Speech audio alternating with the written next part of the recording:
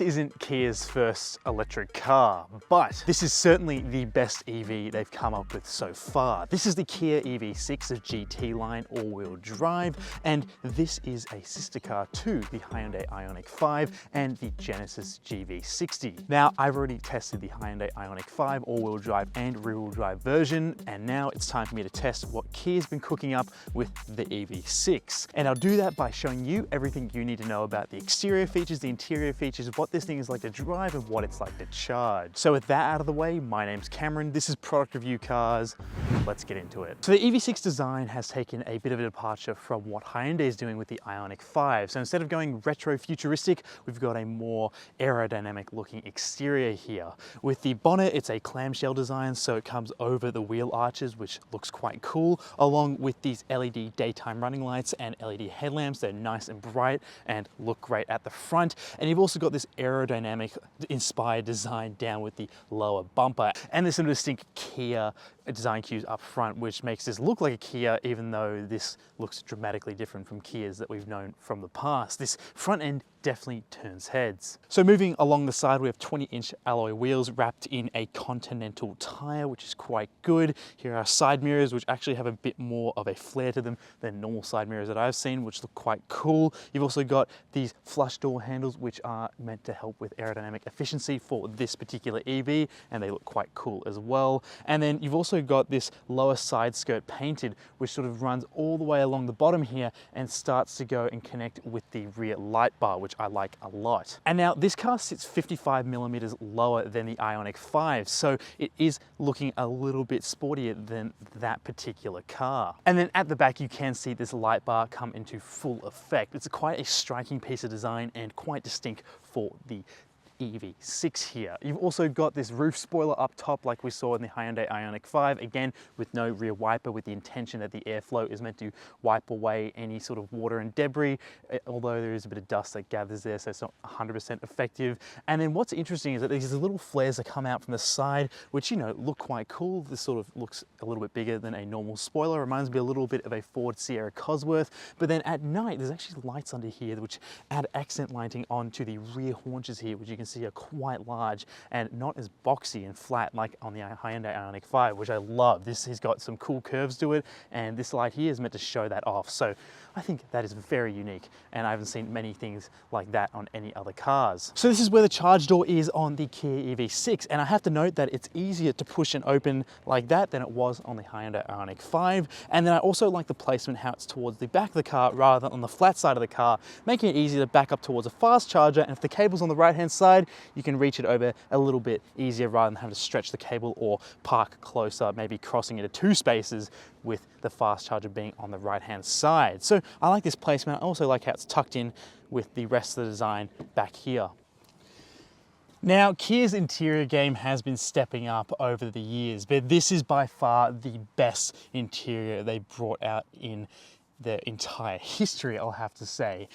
The way they integrate technology, materials, and just the way you interact with this cabin, it really is at the pinnacle of interior design in 2022. Now look, I'll be honest, if you're watching this video and you're going, I don't know what's so impressive about that interior, I've seen cool interiors over the past, it's just these small interactions this has when you're using it in person that really makes sense. I was convinced that the Ioniq 5 had a better interior, and if you want minimalism, then sure, go for that. But if you want ease of interaction and you want to feel like your car is wrapped around you or an extension of yourself, this is the interior for you. Soft touch materials are plenty in here, up on the dash, on your seats with the cloth and leather material hybrid. You've also got nice soft carpeting and also materials on your door. Kia says that a lot of these materials have been made with PET recycled plastic, which I think is quite cool, and just, you know, something that makes sense for early adoption EV buyers because they're usually going to be a bit more environmentally conscious.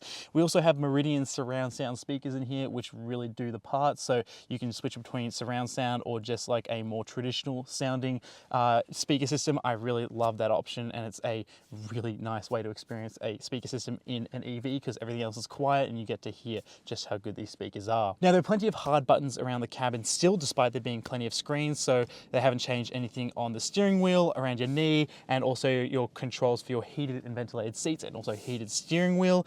And I like the fact you got a tactile start-stop button, which just helps with people crossing over, because there's some EVs that don't even require you to push a button to start it, and maybe for some people that might be a bit unnerving, but I like how they've integrated it into here. It sort of feels like an event every time you turn on this Kia EV6. And then also the way you shift gears as well is through a nice rotary dial, which we've seen on other Kias. I just like how it's integrated here. It looks quite nice. Now, as for the screens, there are 1, 2, 3, and 4. So there's a large heads-up display, which actually uses augmented reality to give you directions when you're using the navigation, which I think is really cool. You've also got two 12.3-inch displays, one for the driver and one for the infotainment. They're curved towards the driver, and they have a black bezel instead of a white bezel like we saw on the Ioniq 5. And I think this just looks way better, but the white bezel does suit the interior design of the Ioniq 5, but I do prefer the black bezel here, so it sort of blends all together. And I like how it sits up on the dash, and it's like the ones we've seen in the Kia Sportage. These screens are super easy to read, especially if you're the driver, and if you need to use the center touchscreen, it's like using a giant tablet, and I really like using Apple CarPlay on here. It's responsive, it's got good colors,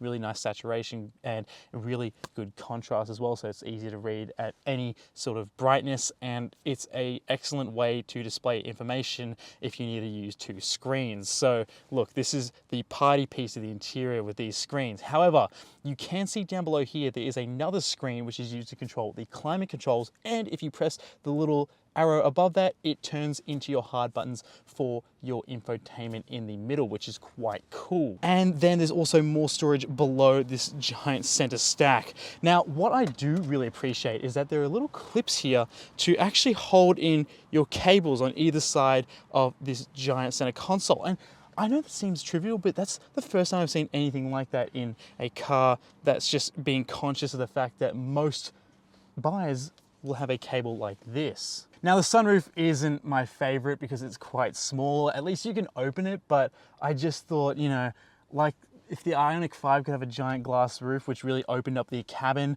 I don't know why Kia couldn't do the same, but at least, yeah, you can let air in through the top here. And yeah, these seats don't have the calf support that the Ioniq 5 had either, but they are very adjustable, and they also have that zero gravity effect where they lift off the floor and they sort of pivot on this little axis back here, which I like quite a lot, so that's quite cool. And it makes it for a relaxing experience when you're waiting to charge. Now, rear seat room in the EV6 is actually quite good, as we expect from a purpose-built EV like this. Although that battery pack underneath does see my knees sitting just a little bit above the actual seats I'm sitting on in the back, which is just a little annoying if you have really long legs, but for me, it's just okay. And the other thing as well is you can't put your feet underneath the seats in front of you, so you just have to make do with the large amount of feet room that you do have, but you can't extend your legs further than the seat in front. Now, there are air vents. They're not in the middle, they're on the side here, which I think is a little bit better. It feels a little bit more personable, and also probably easier to get warmer or cooler, the fact they're closer to you. And if you want to adjust, you know, your fan on or off, it actually will make a difference rather than adjusting one fan just in the middle console here. And also, just for comfort and grip, the cloth is really nice. The middle seat isn't bad either, because yes, it is the leather material, so it's a bit cold on your bum if it's not warm, and you do sit closer to the roof, but there is a cutout, so it means that me at 5'11", I've still got, you know, a couple of inches of headroom there. It's not so bad, and because it's a flat floor, you're gonna be able to fit 5 adults in here for a longer trip just fine. But again, this is gonna be more ideal for 4 adults. There are ISOFIX points in the back, so it is easy to fit any car seats if you need. They're easily accessible, and they're just tucked in between the seats. We have little mat pockets in front. They are a little hard shell design, so they look quite cool and nice and durable. And we do have an armrest in the middle here, which gets brought down, and it's nice and in line, you know, so I feel nice and relaxed back here. So if you have to charge in the back seats, you have 2 USB-C ports on either side of the seats that you can use to put a cord, and I like their placement quite a lot, nice and practical. But there's also a third port back here. It's an AC adapter under the seat, so it means you can plug household plugs just like this blender into the back seats. So here, just like I did in the Ioniq video, I'm gonna see if I can make a smoothie using that port there. So let's see how that goes. All right, so we're plugged in I'm going to peel my banana. That's gonna go in like that. And we're gonna have to put some milk in there as well. Yep, and let's give it a taste test. Oh yeah, just as good as it was the last time, but instead you can do it on the inside of your car. And so just like the Ioniq 5 and some other Kias, you can use remote parking via the key. So you can go ahead and remote start the car, which is quite handy. And if you live in an area that has a tight garage or tight parking spaces, or even if you just want to move your car without even having to step into it, you can go ahead and use the key as a glorified remote control. So you can go ahead and move your car just like this with the press of a button. There's no one inside. Like, that is just so cool. And I know some other cars have this, but the way it's used here and the noises this thing makes when it drives along like a spaceship, just so cool, right? Now the Kia EV6 has a power liftgate, which you can just open here inside the car or via the key. And it's also a hatchback design, which makes it really easy to put large items in and out compared to a traditional trunk. Now there's 520 liters of usable storage back here. Yes, the design does cut into the boot storage just a little bit for taller items, but nonetheless, it's still very practical. And then below the boot floor, you do have some extra storage solutions by putting cables and whatever you want below the boot floor, which I like quite a lot. But then when you close that, it creates a nice flat floor. It's a usable space, but I definitely recommend using a net because things do fly around in there, especially if you're using all 600 Newton meters in this car. You do have a 12-volt socket in the rear. And then what I do like is that if you want to get even more space, you can just fold the seats down from the back and they lock into place. And so they fold in a 60-40 split. And that means you get 1,300 liters of storage. So this is a very practical EV. However, this wouldn't be a proper EV review if we didn't check out what was happening under the bonnet. And there's not a whole bunch. You just have a few bits and pieces for your vitals in this car, but mainly we're interested in this little box that says EV. There's a little latch here and it opens to reveal enough space for your toothbrush and maybe a charging cable, which we can see here. Because this is the all-wheel drive model, you're going to have a motor that's underneath your front storage compartment, which is taking up a lot of that front storage space. But I will add that brands like Mercedes-Benz don't even include the littlest amount of space like this up front. So while it might not look like a lot, at least there's something here rather than nothing at all. But we're probably interested in what's actually under the bonnet rather than just some storage. So let's see what 605 Newton meters does to my insides. So the EV6 produces 239 kilowatts and 605 Newton meters of torque from its dual motor setup and from a 77.4 kilowatt hour battery, which offers 484 kilometers of range. So that's the claimed range. I'm at 89% right now. I'm going to go into eco for the maximum amount of range, and at 89% it claims I have 380 kilometers of real world use. So that's just a good indication of what you're getting. I've averaged around 19.6 kilowatt hours per 100 kilometers, so it's relatively efficient for this EV, considering I have been driving this, mainly around the city and enjoying myself, sort of feeling the acceleration in this thing. Now, I do have to talk about this augmented sound that this car produces. So if you go into the settings here, you can go into enhanced active sound design. So you go into active sound design and you go between off, soft, normal, or enhanced. And pretty much this produces a fake sound. So this is just heard mainly by the people inside the car. And it's really weird. And if we go into change the sound design into dynamic, we get a more dynamic sounding car. And then if you want to go into cyber, we can go to cyber and that's going to produce a different sound here. It's just, it's just so weird. Now I'm starting off in eco mode and I can tell you straight away, this car feels nice and robust. What I mean by that is it feels solid. It feels like all the interactions are like meaty, they have like weight behind them. The pedal feels nice, the steering feels good as well in the hand. It all feels quite good. Now I'm on a little proving ground up here that I test most of our sports cars, and that's intentional because this car has a bit of a sporty flair to it compared to the Ioniq 5. Now the Ioniq 5 didn't really have anything beyond sport mode, but the Kia EV6 has some extra tricks up its sleeve.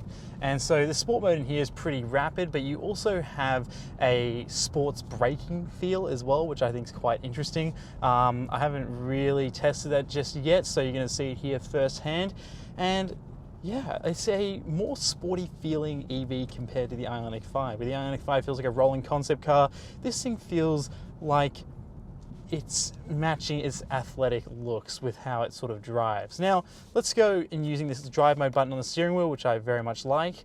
You just toggle into normal mode now, and we can go ahead and feel the acceleration get a bit more rapid, and it's instant. So it goes between eco, normal, and sport, and just gets more and more rapid as you go along there.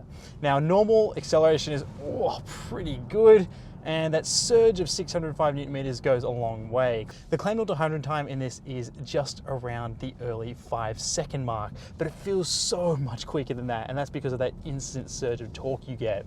Now I'm going to head into sport for these sections up here, and that's going to give us all of our power all at once pretty much. So we're going to have access to all our power instantaneously. So that means I can go up this hill now and feel that. What I have noticed though is that the acceleration sort of seems to stick a little bit. So you put your foot down and it accelerates maybe half a second beyond that, which I find a little unnerving and something to get used to. So it's sort of like you told the car to do the thing and then it does the thing, but then when you lift your foot off the accelerator, stop it, it sort of just keeps going as if the input was, you know, just slightly delayed. So it's just something to note. So ready for example like this, I'm going to lift off now, and it only just starts decelerating after that.